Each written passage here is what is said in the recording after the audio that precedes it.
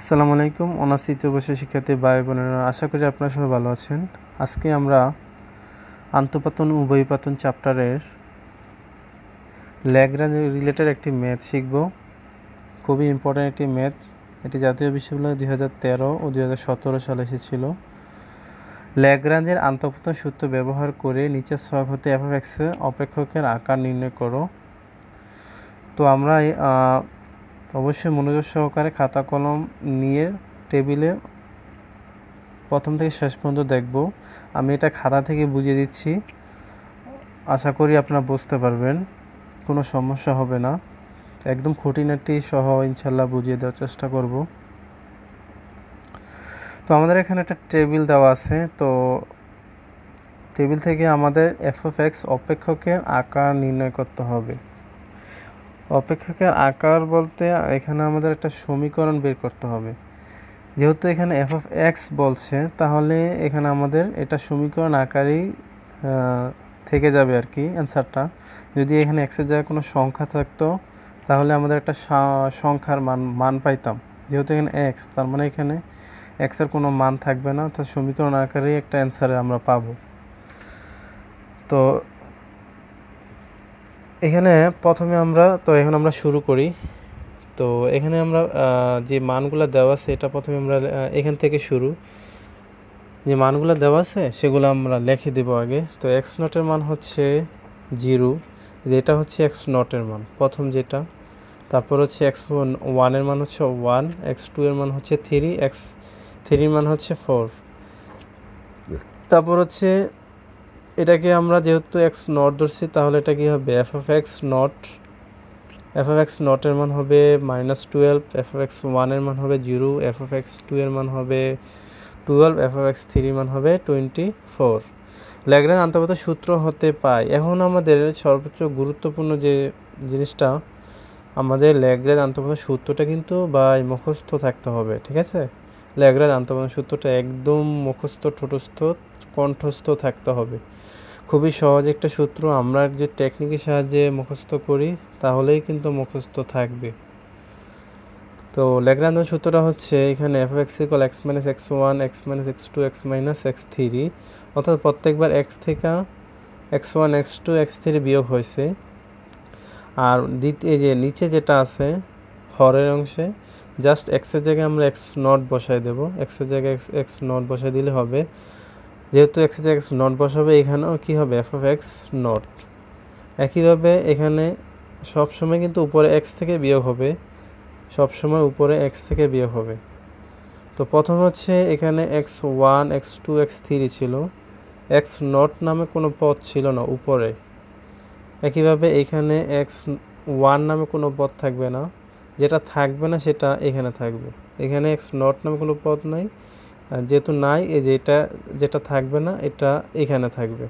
যেহেতু x0 নামে কোনো পদ নাই, তাই x0 হচ্ছে f এর সাথে থাকবে, এবং x0টা পরবর্তীতে এই যে x এর জায়গায় বসাই দিতে হবে। আবার একইভাবে এখানে x1 নামে কোনো পদ থাকবে না, x1 এই x1টা f এর সাথে আসবে এবং x এর জায়গায় হবে x1। এখানেও একইভাবে x2 নামে কোনো পদ থাকবে না, x2টা f এর সাথে আসবে এবং x2টা থেকেই x এর জায়গায় x2টা বসাই দিতে হবে। তারপর হচ্ছে এখানে x3 নামে কোনো পদ থাকবে না, এখানে f এর সাথে x3টা আনতে হবে এবং x এর জায়গায় x3টা বসাই দিতে হবে। তো এটা কিন্তু আমাদের যত ইচ্ছা আমরা ততই নিতে পারবো, অর্থাৎ যতটুকু প্রয়োজন আর কি। তো আমাদের এই যে x3 পর্যন্ত এখানে মান দেওয়া আছে, তাই সূত্রটা x3 পর্যন্তই এখানে রাখা হয়েছে।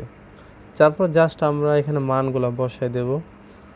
তো এখানে কিন্তু x এর কোনো মান নাই, জাস্ট এই যে x1 এর মান আছে, x2 এর মান আছে, x3 এর মান আছে। তো আমরা যদি এখন মানগুলো বসাই দেই, x1 এর মান হচ্ছে এখানে 1, এই যে x1 এর জায়গায় হবে 1, x2 এর মান হচ্ছে 3, x3 এর মান হচ্ছে 4।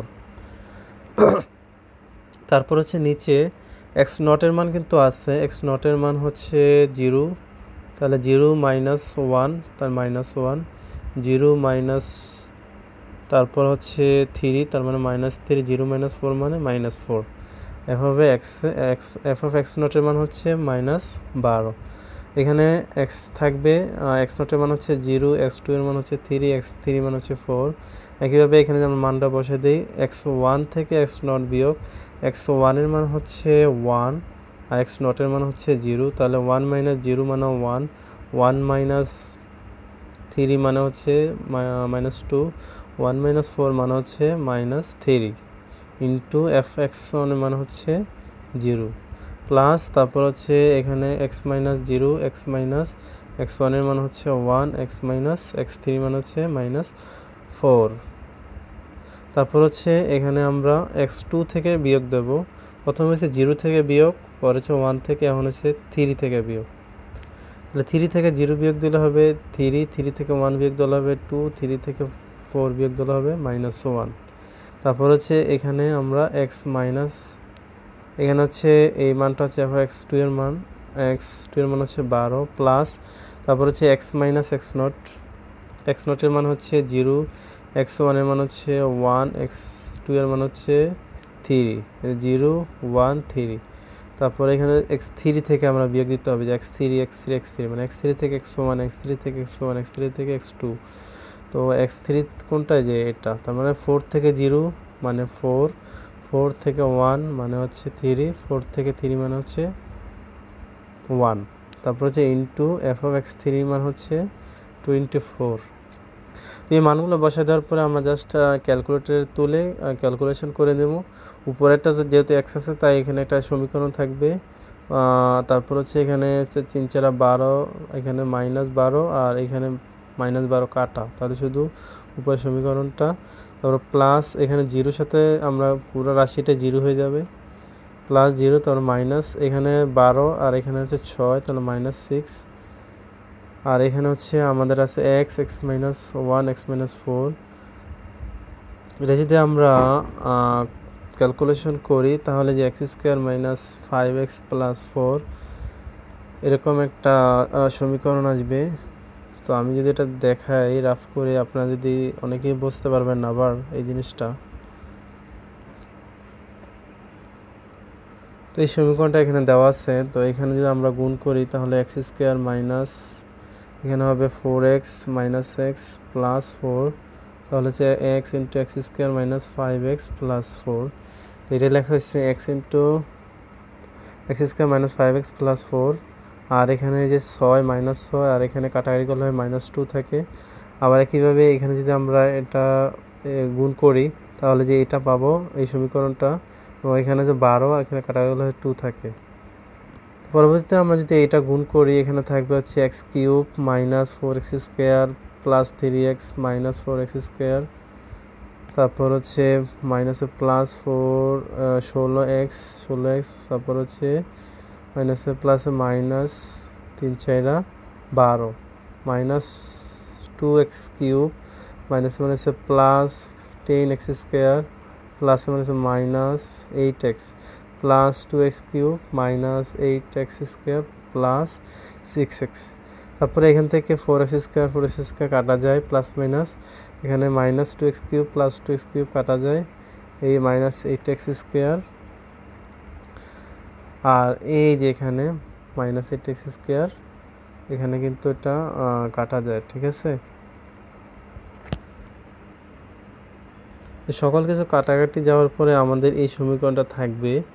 তো এটাই হচ্ছে এই প্রশ্নের উত্তর। আশা করি আপনাদের কাছে ভালো লাগছে ক্লাসটা। তো আজকে পর্যন্তই, আল্লাহ হাফেজ।